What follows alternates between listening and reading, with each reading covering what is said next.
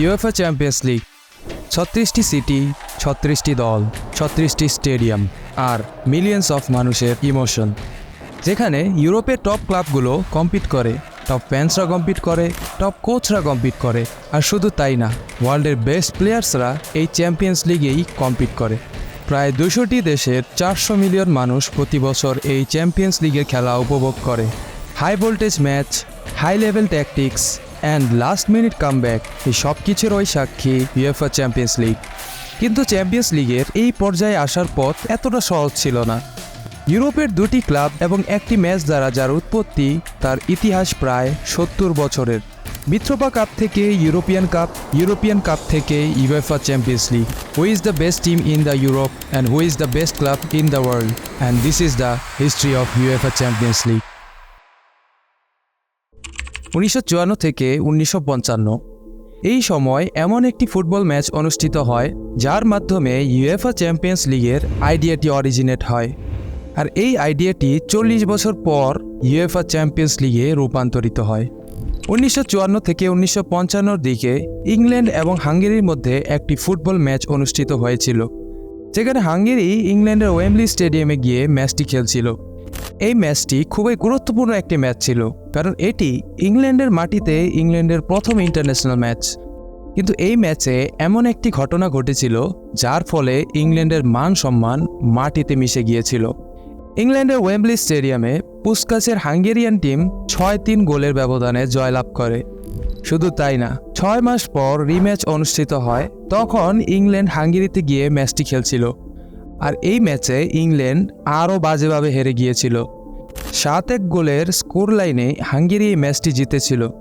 তখন ইংল্যান্ডের football domination পুরোপুরি শেষ হয়ে গিয়েছিল।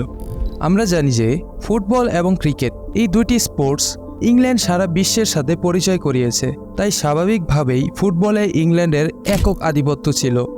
কিন্তু যতই সময় পেরোতে থাকে, ততই সারা বিশ্ব ফুটবলকে অ্যাডপ্ট করে নিতে থাকে। ফুটবলে নতুন নতুন টেকনিক, স্কিল এবং প্লেয়ারের পাশাপাশি বড় বড় মাথারও সংযোজন হয়। ফলে পুরো ইউরোপ ফুটবলে অনেক দূর উন্নতি করে ফেলেছিল। হাঙ্গেরির এই জয়ের পর ইংল্যান্ডের ফুটবল ডমিনেশন বিপদে পড়ে গিয়েছিল, যা ইংল্যান্ড কোনোভাবেই সহ্য করতে পারছিল না। ফলে তারা একটি ক্লাব ফ্রেন্ডলি ম্যাচের আয়োজন করে। হাঙ্গেরিয়ান ন্যাশনাল টিমের ম্যাক্সিমাম প্লেয়ার একটি ক্লাবে খেলত, যার নাম ছিল হর্নবার্ট। ইংল্যান্ডের ওলভারহ্যাম্পটন ক্লাব হাঙ্গেরির হর্নবার্ট ক্লাবকে চ্যালেঞ্জ করেছিল, আর এই ম্যাচে ওলভারহ্যাম্পটন হর্নবার্টকে হারিয়ে দেয়।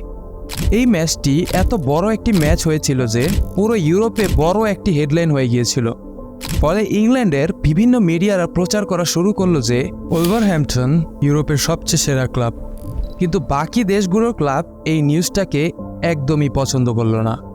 তখনই ফ্রেঞ্চ মিডিয়ার একজন এডিটর একটি নিউজ আর্টিকেল পাবলিশ করে যে যদি ওলভারহ্যাম্পটন এবং ইংলিশ মিডিয়া এতই কনফিডেন্ট যে তারা ইউরোপের সেরা ক্লাব, তাহলে একটি কম্পিটিশন শুরু করা যাক যেখানে ইউরোপের বাকি ক্লাবগুলো পার্টিসিপেট করবে।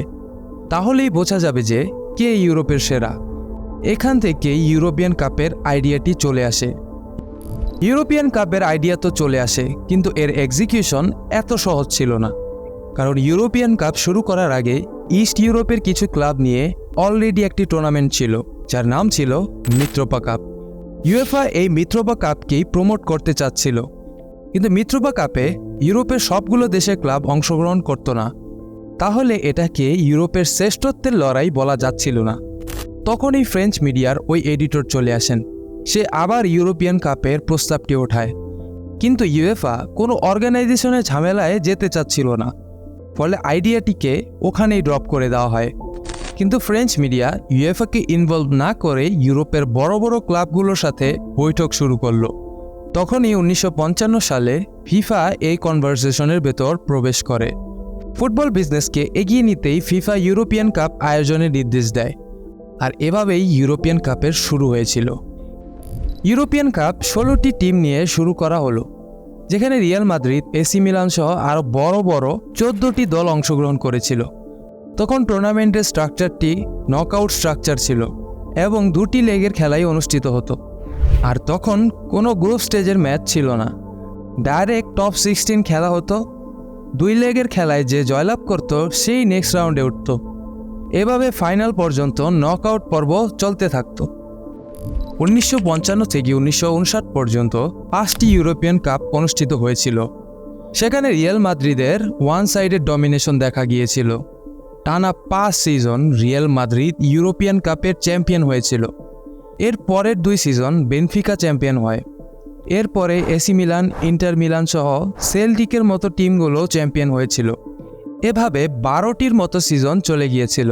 কিন্তু ইংলিশ মিডিয়ার দাবি করা best European team Wolverhampton European চ্যাম্পিয়নশিপে কোনো টাইটেল জিততে পারল না। এমনকি 12টি সিজনে কোনো ইংলিশ টিমও চ্যাম্পিয়ন হতে পারেনি। সেখানে 13 নম্বর সিজনে গিয়ে প্রথম ইংলিশ টিম হিসেবে ম্যানচেস্টার ইউনাইটেড ইউরোপিয়ান কাপের ট্রফি জয় করে।